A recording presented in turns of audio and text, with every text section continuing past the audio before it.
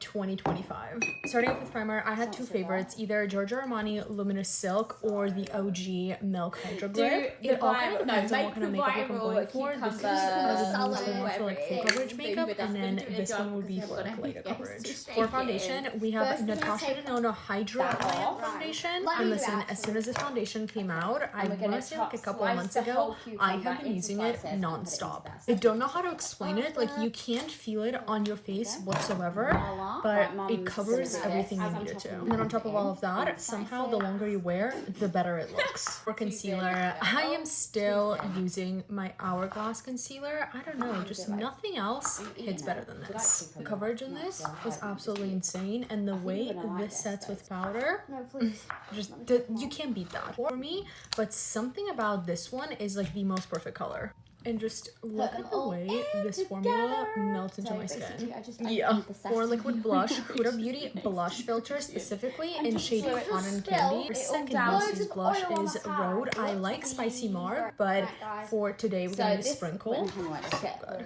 To set my face, we're going to use the L'Oreal Infallible Blurfection Powder. This is in the light pink shade. Whatever L'Oreal did with this, I need them to just not discontinue this one, because every good powder on the market gets discontinued for some reason, and I need this one to stay around. I mean, just like, look at my under eye. I don't think that's flawless.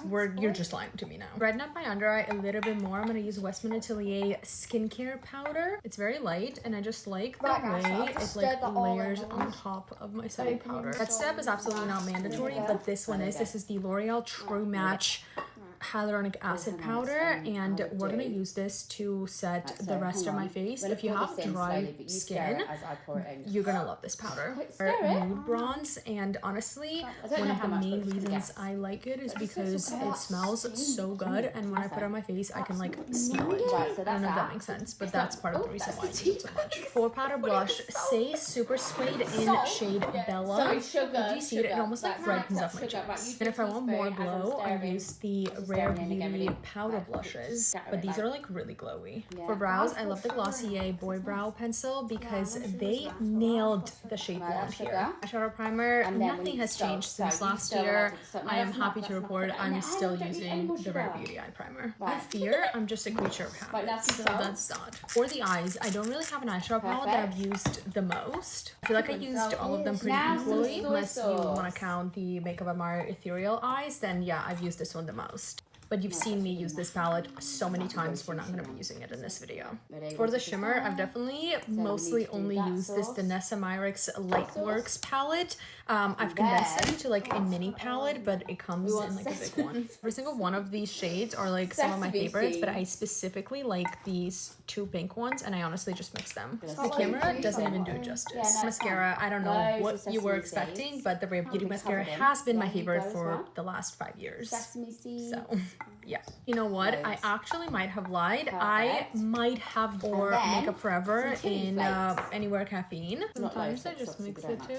Lipstick. Nobody talks about Prada lipsticks, but this formula is insane. They feel and look incredible on the lips. My favorite shades are B11 and B159. It's the most perfect nude and the most perfect pink. I can't even begin to explain to you how much I've used this lipstick, and it just like still has so much product left. And for lip gloss, MAC Air Gloss, whatever they did here, 10 out of 10. Specifically shades Snowbish and Behaved, I switch between the two. They are the most perfect colors, and they're so like light and wearable. For my face, with the same combo I have used for years now. I added like a tiny corner lashes, and here's the look. If you watch my videos, you know this is the makeup I wore for the most of 2025.